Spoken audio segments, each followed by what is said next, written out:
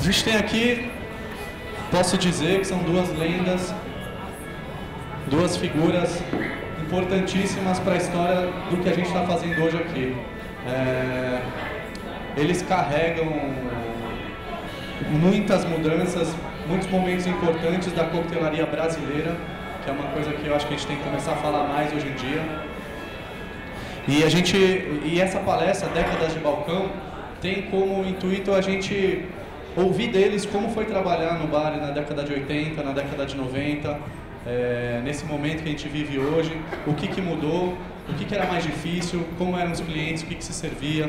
Eles vão contar, eu acho que assim, é só dar o microfone na mão que ele já tem história para contar sem parar. Muito obrigado, Derivan, muito obrigado, Cascão. Com vocês. Como é? Por favor. Boa tarde, obrigado a todos por estarem aqui. Eu sou o Cascão, do Anexo São Bento, estou transferindo para o Jardim, estou de férias. Ele vai trabalhando o número. A gente começa aqui essa história de bar, falando das nossas 3, 4 décadas de coquetelaria, o que mudou na década de 70, 80, 90 e agora 2000. Né? Eu venho da década de 80, vocês podem observar o bem mais novo, né? Ele um pouquinho mais estragado. Ele vai falar eu falo das coisas mais recentes, ele fala daquela coisa de ditadura militar, como é que foi, o que aconteceu naquela época, o que houve e o que existe hoje no mercado, essa mudança de 30, 40 anos para cá. Né? Então a gente viu lá mudar muita coisa, como isso começou a história da coquetelaria e como se comporta isso hoje. Qual foi essa mudança toda durante os anos? Acompanhamos isso e nós temos aí seguramente muita coisa para responder para vocês sobre história de bar, o que houve, o que aconteceu e o que anda atualmente. Quem quiser começar, tem que Rocha começa, Derivan fala. Não, só para a gente se situar, nosso bate-papo aqui vai ser sobre coquetéis e para a gente ter uma ideia, mais ou menos, eu sou senaquiano, sou formado pelo Senac, em 72, eu fui formado. E a partir de lá comecei a trabalhar. Minha formação é uma formação do Hilton Hotel, ainda ali no centro, 5 anos de Hilton, São Francisco Bay Bar, Bistrô, Paddock, algumas casas que foram emblemáticas para a sociedade paulista e por não dizer brasileira. Fora isso, nossos contatos sempre foram muito grandes com relação aos outros profissionais que naquele período trabalhavam, e para vocês entenderem bem, nós tínhamos talvez 5, 8 bons bares, né, naquele momento, talvez muito casa noturna, que se despontava aí na Nestor Pestana, ali naquela região basicamente do centro, e praticamente esses profissionais ficavam muito fora do nosso circuito de profissionais que estavam atuando, né? Para vocês terem uma ideia, o que nós pegávamos como material de trabalho, né? Eu diria assim, como era feito isso? Primeiro, para vocês entenderem, nós tínhamos um receituário internacional que foi criado por uma associação chamada International Bartender Association, a IBA. Ela foi fundada em 1951 em Torquay, na Inglaterra. Essas receitas, elas foram feitas em 1962 em Paris. Houve uma reunião naquele momento das associações que participavam da IBA e para fazer um receituário internacional. Aí surgiu os 50 coquetéis mais famosos do mundo. Esses 50 coquetéis vão chegar no Brasil exatamente depois, nós temos praticamente depois de 13 anos que nós vamos ter contato com o que era feito internacionalmente nesses vários países. Para vocês terem uma ideia, o que se fazia então nessa época, né, nesses 13 anos obscuros nossos, a gente fazia o que podia, né, os coquetéis eram feitos de uma forma assim, na olhada. Imaginem que o comportamento do profissional daquele momento era assim: se ele ensinar, ele perde o emprego, certo? Então, o cara passava às vezes 15 anos, 20 anos de comim, ou de ajudante de bar, certo? E se aposentava daquele jeito. Não havia possibilidade de crescimento.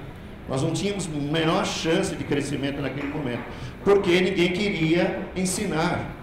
porque se ensina. Então, na hora de você preparar o drink, o ajudante não poderia ficar olhando, tinha que ficar de lado, só ele é que fazia os coquetéis, o ajudante ficava para abastecer o bar, para fazer a montagem do bar, basicamente isso. Então, como mudou isso? Depois que a associação foi fundada em 1970, a partir de 1972 foi quando ela foi para a Associação Internacional de Barman. E foi através de um congresso em 1975 que a associação trouxe o receituário. E esse receituário foi entregue ao SENAC, e a partir do SENAC foi passado para todos nós. Então, vocês terem uma ideia, e o que acontecia isso? Por que acontecia isso? Porque havia uma dificuldade muito grande aqui. Vocês não sabem o que é trabalhar num mercado onde as bebidas alcoólicas nossas, que nós trabalhávamos, as importadas, elas estavam na Santa Rosa. Não sei se vocês conhecem, o cara vendia azeitona, batata, bacalhau e vendia uísque. Né? Tinha mais de 1000 itens, era uma dificuldade. Todo o material que vinha promocional para ser entregue para os barman, para os bares, era entregue para os clientes deles, para amigos deles. Então, a gente tinha pouquíssimos fornecedores clássicos aqui. Claro, como ele lembrou do Rubens Carporal, já falecido, da Casa Prata, a Casa Ricardo, que foi também uma das primeiras a começar a trabalhar, a Salute, enfim, aí começaram a vir essas lojas especializadas em bebidas, saíram daquela região, algumas não ficaram lá muito tempo ainda, vieram para cá e nos deram suporte. Isso era naquela época, naquele momento, tá? Mais ou menos por volta da década de 70 até a década de 80.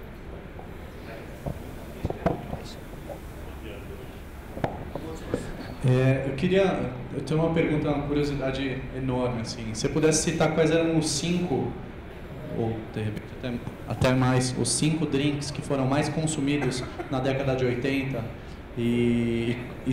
ou os drinks que mais foram consumidos nessa época e quais sobreviveram até hoje, ou quais a gente não ouve mais falar, saiu de moda, mas era muito consumido nessa época. Um pouquinho dessa relação da década de 80 pra gente. Eu acho o seguinte, nós tínhamos alguns drinks que eram praticamente tomados em todos os bares. Nós tínhamos uma parte a gente tinha de uma influência de um negócio que era feito na Praça Rosa. Vocês, não é aquilo que a gente vê hoje, que está mudando mais ainda. Foram 2 lugares muito interessantes que faziam. Um era na Praça Rosa, outro era no Solar dos Amigos, que era um clube de campo. E fazia um chamado Festival da Batida, sabe? Então vocês vão ter que dividir bem isso. As batidas eram oriundas de um produto que uma empresa internacional chegou no Brasil e disse: isso tem que dar certo, certo? Então perguntou: o que esse povo bebe aqui? Eles bebem uma espremidinha com limão, tomam cachaça, tomam umas coisas assim, umas caipirinhas e tal. Ótimo, vamos fazer uns festivais de batida. E mais tarde, na década de, vamos dizer, nos anos 2000, passou a chamar-se Bateu Tomou, né? O leite condensado entrou na história. Aí a gente começou. Então, os drinks que se bebiam dessa década de 70, 80 eram Alexander, Silk Stock, Whisky Sour, tá? Se tomava muito. Então, nós tínhamos uma influência muito grande dos italianos em São Paulo, tá? Então, nós tínhamos as variações de Sambuca, nós tínhamos também uma variação dos Negronis, dos Bitters, que eram produtos de lá. Agora, o mais interessante para vocês entenderem, o drink que mais se consome nesse país, o que mais se bebe e se bebeu sempre, é uma bebida que foi criada em 1955, justamente em 1954, no 4º centenário do Estado de São Paulo. O que aconteceu?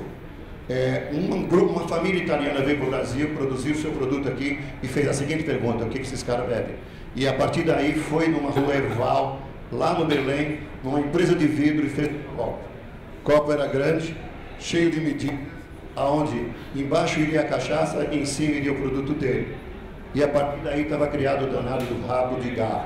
Porque a ideia chama isso de coquetel não dá certo, então traduz rabo de galo. E a partir daí ficou. E isto foi uma bebida que se bebeu durante muito, muito tempo.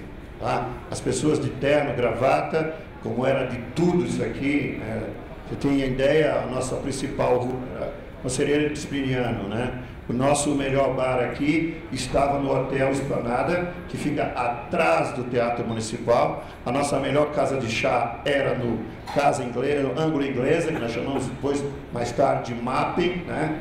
Então, eram os lugares. Nós tínhamos um cara chamado Meninão, que era o chefe de bar do Hotel Esplanada, onde hoje é o escritório da família Hermínio de Moraes. Isso eram os bares. Nós tínhamos uma cafeteria chamada Vienense, também naquela região do Central, que era chique, era elegante. Então, e os bares? Nós tínhamos o Baiuca, que já estava lá, e aí foi a maior escola de coquetéis que a gente teve aqui em São Paulo, foi o Baiuca. Dali saíram os principais bares brasileiros, tá, que tiveram projeção não só nacional, como internacional. Trabalhar lá era um privilégio. Tá? Ascão.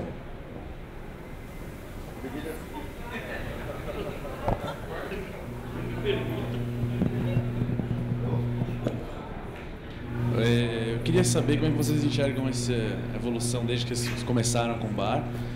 Como é que isso era no passado, como é que é hoje, como é que é o futuro próximo de bebidas com negócio de mixologia molecular e novas tendências, novas receitas, novas marcas aparecendo. O que vocês pensam disso?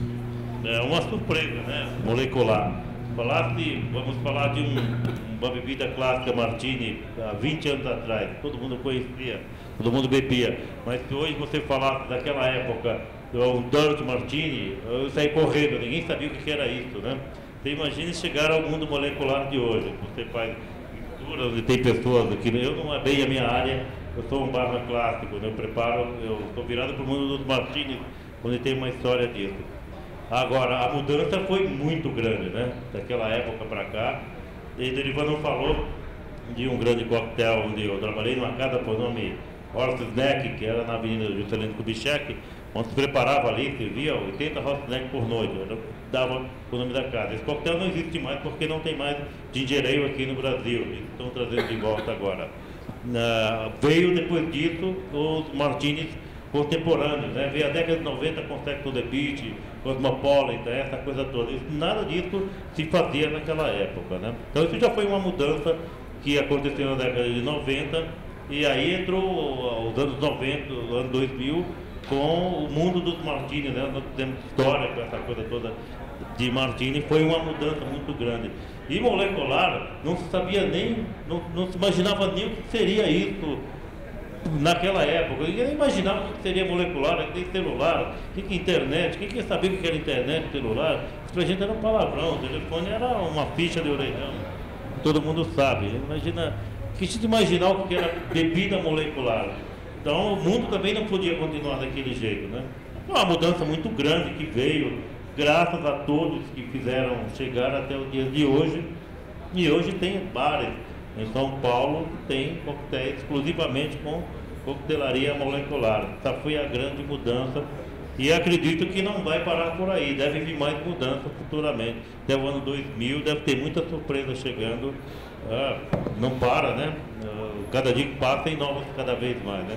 Como a tecnologia. Acredito que a coquetelaria também não vai parar, deve ter muito mais novidade até o ano 2000 aí para quem está entrando no mercado.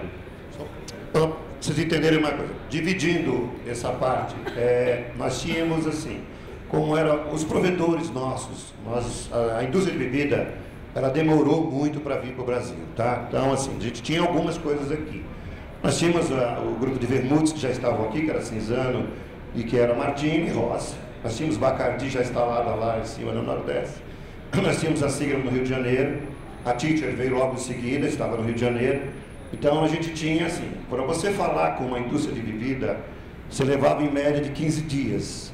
Né? Você mandava por telex, ou você mandava uma correspondência por correio para responder isso, daqui a 15 dias você teria a resposta. Para vocês terem uma ideia, nós fazíamos um curso de whisky na Associação Brasileira de Barman, onde os nossos certificados vinham dos Estados Unidos, que era promovido por uma marca de whisky chamada Jack Daniels.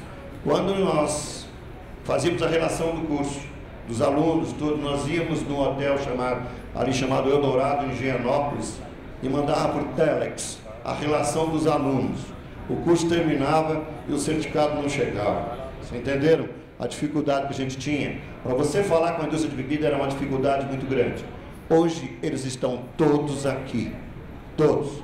né? O último que chegou, acho que foi Brauforma, que chegou agora. Então, a maioria, todas as indústrias de bebida estão aqui. Você conversa com ela diretamente. Elas provêm você de produtos rapidamente. Elas estão cuidando dos interesses dela aqui. Anteriormente, a gente tinha essa dificuldade.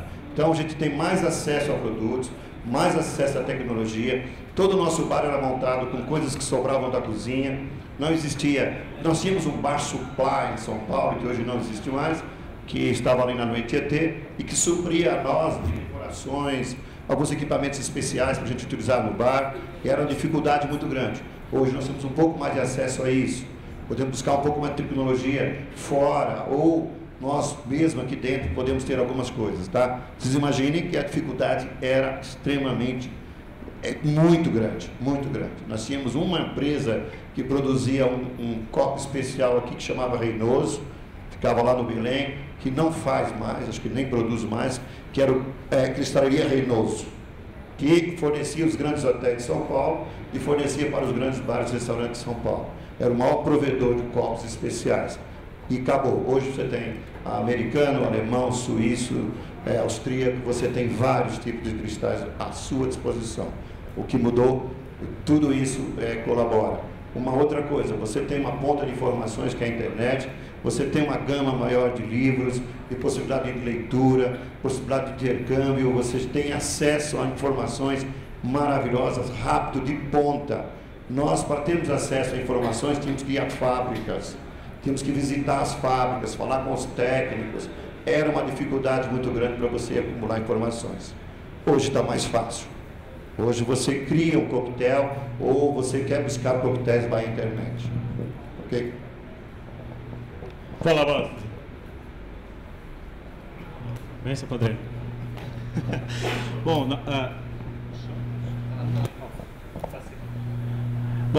minha pergunta vai para os bares clássicos dos grandes hotéis. Nos anos 80, 90 aqui no Brasil, os grandes bares estavam em grandes hotéis. Fora do Brasil, em grandes cidades, você vai em algum bar clássico, existe até hoje, ele é totalmente renomado, conceitual e é conhecido mundialmente. O que originou a decadência dos bares nos hotéis aqui em São Paulo? Pergunta boa, não? Era clássico você ir no bar, levar a família ao restaurante, um bom restaurante como o Tambuí, outros restaurantes da cidade, Máximo. Tinha muitos restaurantes clássicos em São Paulo. Então, a família passava, mesmo no almoço, que não existe mais isso, era um pit stop obrigatório você passar e tomar um King Royal, um Dry Martini, um Manhattan. Eu, no começo da minha carreira, servia muito isso. Existia o garçom de bar, o American Bar e o restaurante. Isso acabou em São Paulo, não existe mais. Hoje a onda é o vinho, o cara vai para tomar o vinho no bar. O cara, porque nem existe mais bar, né? Entrou essa onda de bares, chama Torro, americano parou por aqui, e na década de 90 começou a entrar muitos bares como Astor, Subiato, São Bento, e uma série de bares diferenciados, que não existia isso em São Paulo. Ou você ia para o Gallery, ou você ia para o Gallery, ou ia para o Gallery, não existia isso. De bares e mais bares na cidade, não existia um bar clássico com... hoje, no restaurante não existe. O Dom não tem, por exemplo, um piano bar. Tem um bar lá para servir uma bebida, mas se fosse o Dom dos anos 70 e 80, teria um pianista, um barman, garçom servindo, as pessoas fumando no bar, e ali, antes de ir para o restaurante, as pessoas passavam, obrigatoriamente bebia um coquetel no bar. Hoje não existe mais isso. Acabou o piano bar em São Paulo. Essa coquetelaria, eu acho que do piano bar acabou. E hoje, por isso que essa coisa ficou bem diferente no dia de hoje, né? Bom, respondendo à questão dos hotéis, era assim, vocês imaginem, chegou no Brasil, chegou em São Paulo um hotel em 1970, foi inaugurado em 1971, chamado Hilton Hotel. Ele tinha um bar chamado Capricórnio. Entendam o seguinte, por que esse bar ele vivia efervescente, ele vivia cheio de pessoas, era uma coisa muito louca, porque era um porto seguro para todos os estrangeiros de São Paulo. Todo mundo queria ter notícias, falar com pessoas, iam para esse bar. Da mesma forma, foi evoluindo os outros bares, dos hotéis foram assim. Quem não lembrou, hoje já está, praticamente já está no chão, o Cadoro, quer dizer, era um bar espetacular, era um bar que tinha normas e tinha forma de você entrar lá. Para entrar lá você tinha que estar de paletó, tinha que estar de gravata, não podia ter um tênis, não podia estar mal vestido. Tinha todo um conceito para as pessoas irem nesse bar. Famílias tradicionais, Quatrocentão de São Paulo frequentavam esse bar e restaurante. Você tinha depois um grande, foi criado na época um showroom chamado Maxud Plaza. Maxud Plaza inovou no que ele queria tentar fazer com que ele fosse o centro das atenções da cidade. Para isso, ele tentou agradar o maior número possível de pessoas dessa cidade. O que era isso? Ele criou uma Casa da Batida, onde ele privilegiava a bebida brasileira. Ele criou um bar, o Trianon, que era um bar American Bar, provido de piano e pianistas muito bons, músicos famosos da cidade, para atrair o público. Criou o 150 Nightclub, onde ele trouxe Frank Sinatra, dentre tantos artistas. Então, fazia com que o apelo era o inverso. Você montar pontos de venda dentro de um hotel, buscar com que as pessoas que estivessem hospedadas no seu hotel usassem esses pontos de venda e que você pudesse ser aquilo que representasse para a sociedade de onde você está localizado. Isso era o grande propósito do hotel, do bar de hotel. O que aconteceu com o bar de hotel? O que foi o grande problema do bar de hotel? O bar de hotel criou uma coisa do tipo, todo bar de hotel é caro. Todo bar de hotel cobra cover artístico. Todo bar de hotel não dá possibilidade de você usufruir, porque começa a ter pessoas, às vezes, você, para entrar num bar de um hotel, às vezes você está elegantemente vestido, mas aí desce um popstar de bermuda e senta ali e você não pode dizer nada. E o que aconteceu com os bares de flats, os restaurantes de flats, é a mesma coisa. Você se produz para ir num restaurante de flat, vai num bar de flat e de repente desce um cidadão de Havaiana lá dentro e diz assim, o que houve? Não posso pôr o cara para fora porque ele está no flat. Entende? O que leva esses estabelecimentos a perder cliente, a não multiplicar? Essa série de descuidos que às vezes vão indo, assim, nós levamos uma desvantagem muito grande, pessoal, quem trabalha com atendimento a público. Quando o cliente vai no seu bar, quando ele gosta do seu serviço, ele fala para 3 pessoas.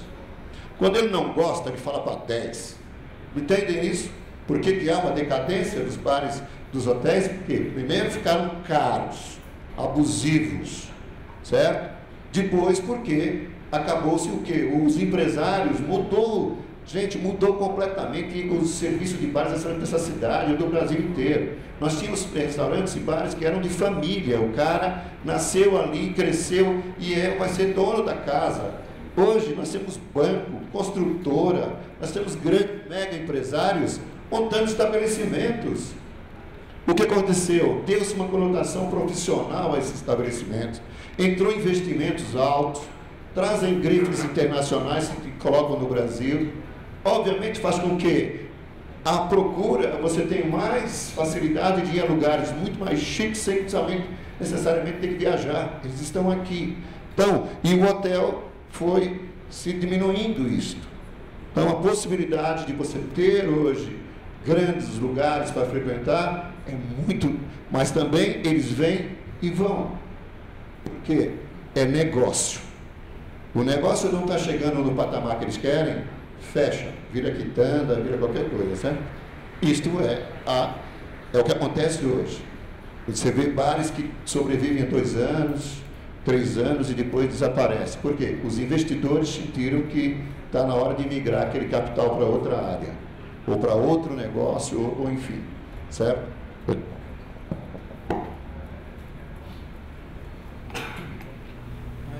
Mestre, por que hoje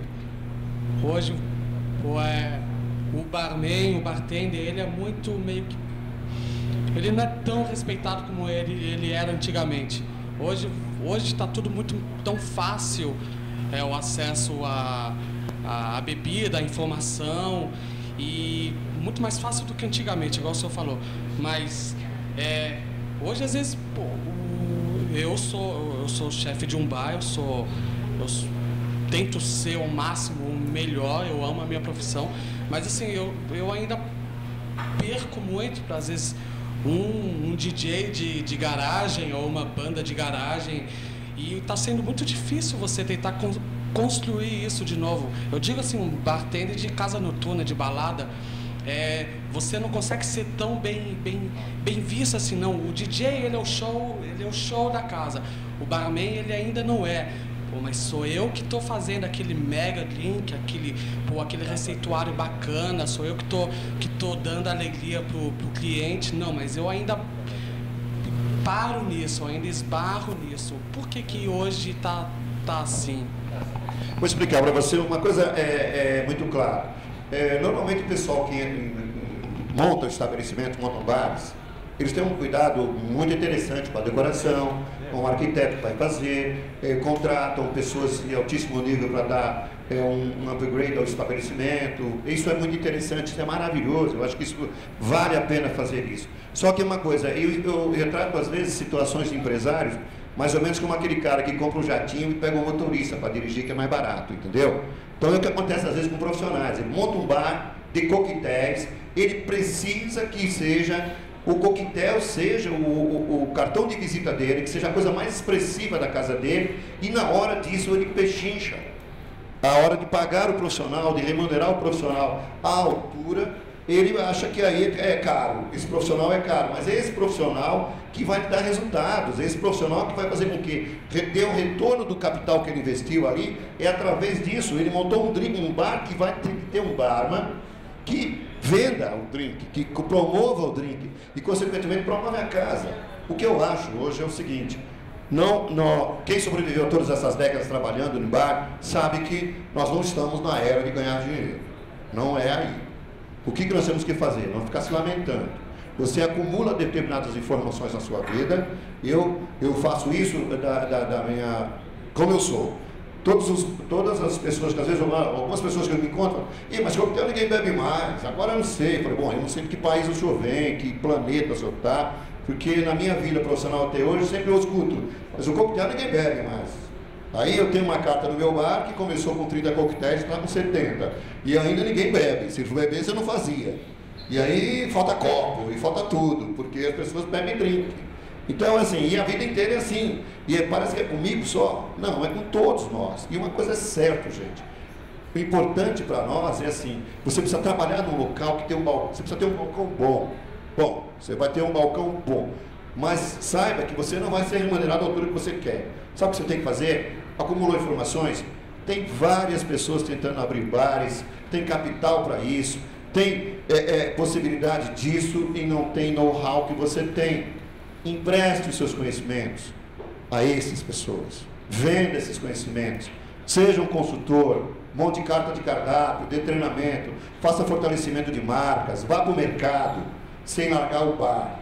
Porque na minha vida profissional, eu presto consultoria para várias marcas, para vários estabelecimentos. Só tem uma coisa: você sai atrás do balcão e acaba. Ninguém mais lembra de mim. Então eu sou escravo do balcão. Um escravo gostoso, um trabalho gostoso, maravilhoso. Derivan, Cascão, vocês acham que as pessoas elas bebem mais hoje em dia do que nos anos 80? Volume alcoólico, assim? Sem juízo.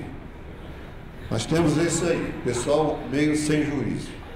Bebe mais. Mas, olha, gente, vocês não vão lembrar disso, porque são muito crianças, mas tinha um negócio chamado overnight. Né? Tinha um negócio que você mudava o cardápio todo dia. Sabe o que é mudar um cardápio todo dia? Porque ela estava em OTN, BTN, RTN, era o diabo, vocês não sabiam o que era. A gente abria a casa sem saber qual é o preço de hoje. Não, tem que ver aí quanto é que está dando aí para a gente converter. No dia seguinte apagava de novo qual é o preço de hoje. Era assim, era desse jeito. E aí tem aquelas pessoas que viviam do overnight, da bolsa. Meu amigo, esse povo bebia, que o mundo ia acabar, entendeu? E no dia, ele sabe o que acontecia? Quanto mais ele gastava, mais ele ganhava. Porque ele estava trabalhando numa atividade especulativa e não produtiva. Ele não tinha encargos, impostos do governo nas costas dele. Ele tinha, era só o dinheiro dele rolando, ele gastava 20 e ganhava 40. Nunca ia pegar ele, entendeu? Isso era, aquele momento era assim. E era terrível, e tinha fiscal ainda. Quando começou a história de fiscal, você ter tabela de preço, emitida pelos tais os fiscais do Sarney. Vocês estão enxergando? Meu amigo, a tua água não pode... Você lembra que o Roberto Maxwell foi preso porque a água dele estava mais cara. Pegaram um cara porque o boi dele estava guardado, precisa jogar o boi para fora, para os caras matar o boi, para vender o boi. Então, eram situações que vocês não acreditam. O que era viver no momento daquele. Né? E acontecia conosco o quê, gente? A gente ganhava dinheiro, que era um absurdo. Era milionário, chegava em casa, a tal da inflação comia tudo. Sabe? Era um dinheiro que você recebia assim, bom, tô rico. Quando você ia comprar, comprava o quê? Nada. Vou dar um exemplo. Vou dar um exemplo. Tá ouvindo? Eu trabalhava, nessa época, eu trabalhava na Boate Gallery, que era do Giancarlo Bolla e do Vitor Oliva, na Haddock Globo. E tinha exatamente os 10% que aplicava no overnight, né? Aplicava o dinheiro do 10% dos garçons, da equipe toda. Um maître, naquela época, nos anos 80, no começo, eu comprava, o cálculo que se fazia que um maître ganhava era um carro por mês que ele comprava. Ninguém consegue comprar um carro por mês hoje, né? O garçom ganhava o equivalente aí, sei lá, 2 motos. Um maître ganhava exatamente o salário de um maître, era o valor de um carro que era Paraty, se não faz, o Escort, alguma coisa assim. Porque você ganhava, o garçom não tinha salário, só tinha somente os 10%. E com esses 10%, tinham 2 cartões de crédito, um era o American Express, que pagava uma vez por mês e pagava uma comissão a cada 10 dias. A cada 10 dias, o maître-chefe colocava isso no Banco Bradesco e isso triplicava, né? O dinheiro mudava todo dia, como ele acabou de falar. Então era o que se ganhava, era o dinheiro que comprava de comprar exatamente um carro. Todo maître podia comprar um carro por mês trabalhando no Gallery. Isso era cálculo feito lá, isso era o dinheiro que ganhava. Brasília. Não, tinha, acho que foi 85, tinha um Escort já, né? Pra você ter uma ideia, naquela época foi meu primeiro coquetel onde criei, eu vim da Coca-Cola e fui para o Wells, que era uma rede de restaurante do Pão de Açúcar, alguém que deve lembrar da Wells. O primeiro drink que eu ouvi falar na minha vida foi o Whisky Sour. O cliente entrou e pediu para a garçonete Whisky Sour, o copeiro colocou gelo no copo longo, cloreto de potássio, sal e old age, falou, leva o uísque com sal para ele, que eu nunca vi beber uísque com sal. Eu também não sabia de nada e meu irmão trabalhava no Banco de Plata, perguntei, mas o que é o uísque sour? Falou, você ouviu esse nome? Procura um cara chamado Derivan, tem uma escola de... Aí procurei esse cara, fiz curso e tal. Depois virou meu ajudante, foi uma confusão danada. Depois aí fui trabalhar no Gallery. Quando as coisas como eram realmente diferentes dos dias de hoje, o nosso prazo de hoje é ensinar, né? Temos escolas, palestras, ensina no bar do trabalho, eu tiro as pessoas mais humildes da cozinha e transformo ele num barman, ele fica do meu lado trabalhando, ele sabe disso, todos sabem que eu transformo. Pego o cara mais humilde e coloco ele para ser meu ajudante de bar. Quando eu fui trabalhar no Gallery, aquele American Bar, um bar cheio de celebridade, Hebe Camargo, Cassiano Gabus Bend, Pelé, Roberto Carlos, eram as pessoas, era a clientela que frequentava o bar do Gallery. E o Pelé pediu um drink, nos anos 80 São Paulo era muito frio. Ele pediu um drink quente, eu lembrei que ele bebia no final da noite uma dose de Peachtree ou um conhaque francês. E eu tinha acabado de fazer um curso, foi minha primeira criação para uma celebridade. Eu coloquei café quente com conhaque, esquentei na máquina de café, coloquei chantilly e canela e dei o nome do coquetel Atleta do Século. Aí ele adorou esse drink, coloquei açúcar e tal, e a primeira coisa que eu criei depois do curso. E ele começou a dar as pessoas no bar ali, e aí a Hebe Camargo gostou, não sei quem gostou. E quem fez esse coquetel? Aí já não tinha sido eu que fiz o coquetel, não. Foi o Cosmo, o chefe de bar. Já não foi o Cosmo, foi o Zé Vitor, o dono do Gallery, que fez o negócio. Com essa história toda, acabei perdendo o emprego devido ao meu primeiro drink. As coisas mudaram, né? No dia seguinte no mês seguinte houve um concurso de barman e eu não tinha também a menor ideia como que se criava coquetel. O cara falou, Queria o teu drink, coloca ele suco de laranja, control, que era o curso que ele dava, e colocou o nome Yellow Fantasy, é o drink.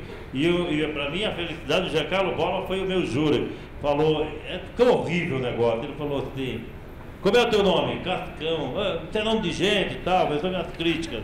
Eu era feio pra diabo, imagina, magro. Aí melhorou muito. O nome do. Por que você não colocou o nome do teu drink, como é que é? Yellow Fantasy. Eu não sabia nem falar o nome. Por que tu não colocou o nome do drink Yellow Shit no coquetel? Era risada, tal, todo mundo. Chamou teu drink de merda amarela, pô. Porque muito incentivo naquela época, hein, Gastão? O pessoal sempre incentivando, né? Não, aí eu falei, pô, então não pode parar por aqui. Aí foi onde eu fui realmente pro mercado de trabalho, fui assumir bares e fui estudar, e fui ter fábrica de bebida, viajar porque comecei a entender que não é só pegar e colocar em cima do balcão. Se você não conhece o que você está vendendo, o que você fala para as pessoas, você tem vida curta no mercado e seguramente seu sucesso é por pouco tempo. Então, estou aí há quase 30 anos já fazendo essa confusão toda. Pode falar. Lerivan, Cascão, 2 mestres, né? Eu vou puxar a sardinha para o meu lado agora. Vocês dois, com a experiência que vocês têm, como a gente faz para colocar na cabeça do consumidor do balcão, o cara que vai no balcão do hotel, a pedir a caipirinha com cachaça? Bom, só para entender um pouco, Nelson, é o seguinte, E toda aquela palestra que vocês fizeram aqui, maravilhosa, brilhante, eu acho que são amantes como eu da caipirinha. Eu coloquei a caipirinha no cenário internacional, na Associação Internacional de Bar, foi uma briga legal, foi bacana, que a gente conseguiu colocar lá, mas eu acho que a maior conquista que a gente teve nesses últimos 10, 15 anos foi a gente reconhecer um nome. Nós temos um nome agora, cachaça. Agora chama cachaça. Porque a gente vai lembrar que no PBDAC era um caninha, cachaça, pinga, aguardente de cana. Agora vocês imaginem eu chegar na Europa, em qualquer lugar do mundo, dizer, eu estou com um produto para importar, que vai exportar para vocês, muito bom, tem 5 nomes. O cara vai dizer, que diabo é isso, hein? Então eu acho que a maior conquista foi cachaça. Unificar o nome. Unificar, um orgulho. Vou explicar um negócio. Eu trabalhei num bar chamado São Francisco, vocês poucos tinham nascido, 78 mais ou menos, e lá era São Francisco, olha o nome. Havia surgido uma cachaça em 1975 chamada de São Francisco. Falei, vai ser essa aqui. 3 anos lá sem servir uma caipirinha. Sem servir uma caipirinha. Fui trabalhar num bar chamado Ficos, na mesma rua, na Barão de Capanema. Aí já em 90. Aí era o seguinte, tínhamos um almoço de sábado, nem sempre era feijoada, mas tínhamos uma mesa de frutas maravilhosas, e nosso patrocinador era uma cachaça. Então o cara disse, tem que vender cachaça aqui, não pode vender vodka, não pode vender outra coisa. Saque ainda era muito pouco, ninguém nem sabia o que era aquilo. Só sabe como é que as pessoas sabem o que é saque? Depois que fizeram saqueirinha. Aí todo mundo entendeu, não, saque. Isso eu conheço. Falava antes que era saque, não sei. Saqueirinha, conheço. Foi assim que eles ajustaram, né? E é gozado porque, só para mim continuar, a ideia era oferecer para aquelas senhoras dos jardins frutas frescas, maravilhosas, né? Kiwi, framboesas, amoras, e a cachaça entrava ali com muito, sabe, ela caía a cachaça ali. Mas a grande chamada era, a senhora não gostaria de tomar uma caipirinha com framboesas, kiwi, morangos frescos, claro, maravilhoso. Aí a cachaça ia, entendeu? Pois, era duro, e aí foi. Eu tenho um amigo meu bacana, que ele recebe o pessoal lá de cima, lá do Nordeste, e a família se reúne aqui, e ele levou ele um dia lá num restaurante muito chique, elegante, e o cara muito simples lá de Fortaleza, ele disse assim, tem uma cachaçinha aí pra gente tomar aqui, não? Aqui tudo. Meu senhor, meu senhor, aqui nós temos conhaques, uísques e grapas, e o cara ficou todo envergonhado, pelo amor de Deus, acho que falei um palavrão aqui. E essa reunião acontece sempre. Última vez que ele esteve agora lá, o maître chamou ele e disse, você não quer conhecer o nosso acervo? Ele agora tem um acervo de cachaça. Você está entendendo como as coisas mudaram, gente? Nós trabalhamos juntos em Juqueí, no Gulero, tinha cachaças assim, maravilhosas lá. Aí nós tínhamos o Mofarrege. Qual é a cachaça mais cara que você tem aí, né? E a gente escolhia lá, né? E levava lá, não, agora faça caipirinha para todo mundo aqui. Para se proteger, mas nos ajudava, entendeu? Assim, mas ele toma cachaça. Eu estava conversando com a Juliana hoje, eu falei assim, olha, ela perguntou, e aí, vende cachaça lá? Como é que é? Eu falei assim, olha, nesse período da Fórmula 1, olha, as águas rolaram lá. Ninguém quer outra coisa. É caipirinha, caipirinha e caipirinha. O maior orgulho que se tem é você hoje, como brasileiro, e isso me toca bastante, é que você pode oferecer aos seus convidados, oferecer às pessoas cachaça, gente. É o nosso ícone brasileiro. Nós temos 2 ícones brasileiros que as pessoas viajavam antes, levavam pedrinhas semi-preciosas. Hoje quer agradar, leva cachaça em Havaiana. Você estoura a banca, entendeu? E a cachaça, ela tem uma particularidade. Ela vai da coisa mais simples, do bar simples, a um custo de 50 centavos, e ele chega ao bar top a 50, 60 reais a dose. Então veja como ela está. E as pessoas ostentam hoje carta de cachaça. Gente, como é que eu não posso louvar a cachaça? Cascão. Tinha no Guerra era proibido servir caipirinha de cachaça, não podia. Era vodka, era Tolichinã e Vigorosa, eram 2 coisas que existiam, né? Há poucos dias nós fomos ser júri da... Não foi, Luiz Fernando, não? Hã? Mercadão. Júri da Feira da Cachaça, né? E passando num daqueles empórios, eu vi lá 3 garrafas de... Existe uma cachaça Pelé, né? Que tem um mercado aí, que tem uma polêmica com ela, uma história e tal. Mas lá nesse empório eu vi 3 garrafas de cachaça, uma no valor de 17 mil reais, uma 18 mil reais e uma 25 mil reais, né? Você vê que para um bar onde uma boate não podia servir cachaça, né? Tem cachaça no mercado de 25 mil reais a garrafa. Dá para comprar um carro com 25 mil, um carro razoável, né? Um carro bom, né? Não, fazendo essas coisas assim. É copos especiais para servir. Não, mas há pouco tempo eu fui visitar uma fábrica de um amigo meu, com o meu amigo aqui. Eu fui visitar uma fábrica de conhaque, muito bacana fora do Brasil, e fui visitar uma fábrica de cachaça no Brasil. Não é que todas sejam iguais. Eu vi lá toda aquela poeira cobrindo, aquele negócio tudo aberto, aquela garrafa de cana. Eu perguntei, você fabrica quantas caixas por dia? 50 mil caixas. Eu perguntei, você bebe sua cachaça? Seja bem sincero. Eu não bebo. Porque realmente não é que todas sejam assim, né? Produtores de responsabilidade, pessoas. Esse cara também faz uma coisa legal, mas naquele dia estava um desejo só a fábrica do cara. E eu fiquei me perguntando, poxa, como é que ele vende isso para as pessoas, né? Ele mesmo não bebe. Né? Mas é uma coisa que houve uma mudança muito grande, né? No mundo da cachaça. Tem de R$1 a 25 mil. Aí vai. Tem uma curiosidade de vocês dois. Vocês pegaram o fim da ditadura, né? Vocês começaram a trabalhar no bar. Derivan começou a trabalhar no bar no fim da ditadura. Como é que é essa loucura? Eu estava bem no fim, porque eu em 72. Nossa. Em 72 eu servi 2 presidentes da ditadura. Nós éramos o Senac.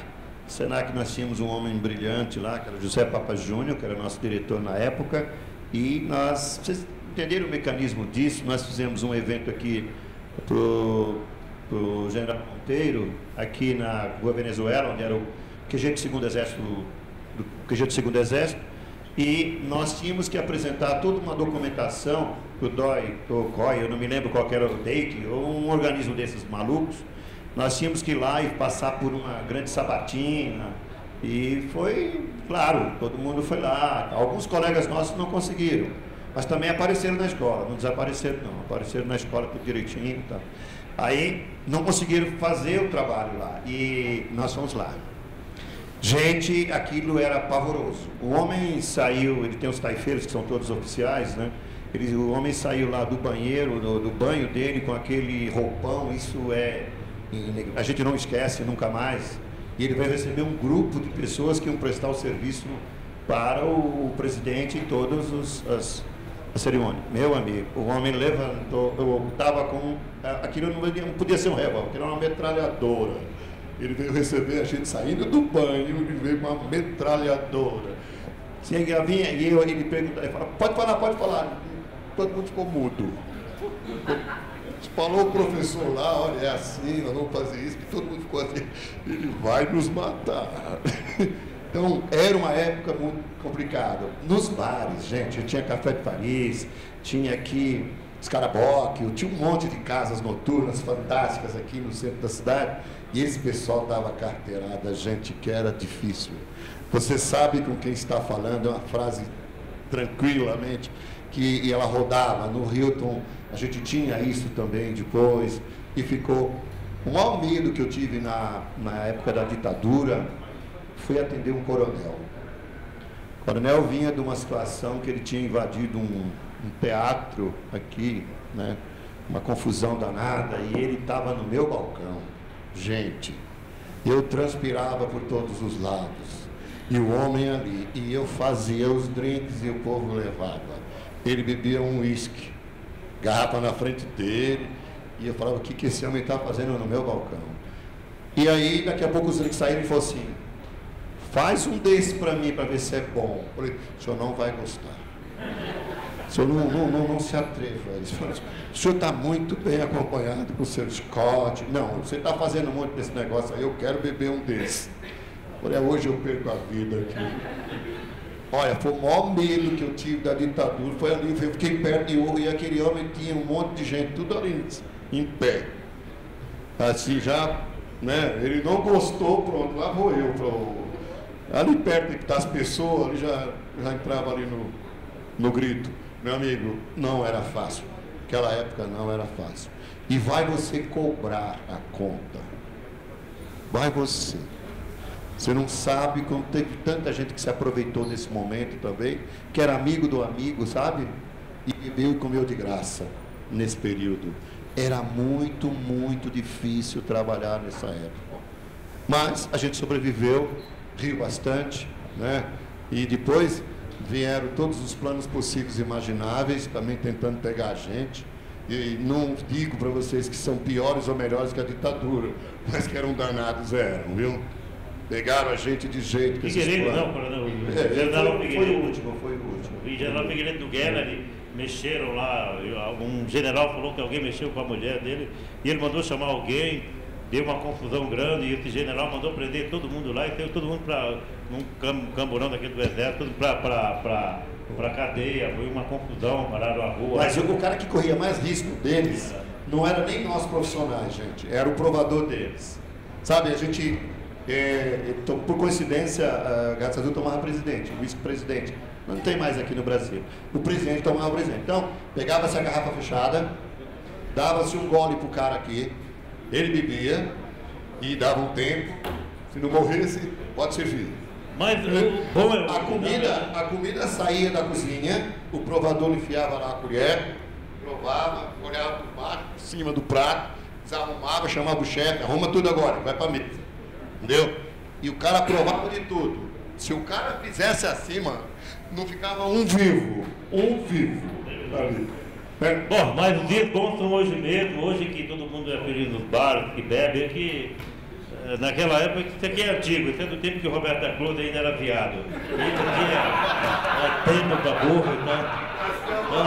Cascão é um amigo meu que eu reputo como um dos caras assim, mais inteligentes, até porque ele vem da Provence. Ele vem aqui da Provence, do Rio Grande do Norte. Estive lá por bem pertinho ali. Mas hoje, a forma como ele se expressa é francês. Hoje é bom. Tem pessoas como o Marco Silva no bar, né? Não tem preço para aprender com os caras dele. Mas, gente, obrigado por todos estar aqui. Muito obrigado. Foi um prazer grande ter vocês aqui. E tocando nossa vida de bar, né? Como diz o Corleone, não importa de que forma o homem ganha a vida. seja ele no bar, na igreja, no quartel, no banco, né? O importante é que todo mundo faça bem feito aquilo que faz, né? Obrigado a todos. Obrigado a todos.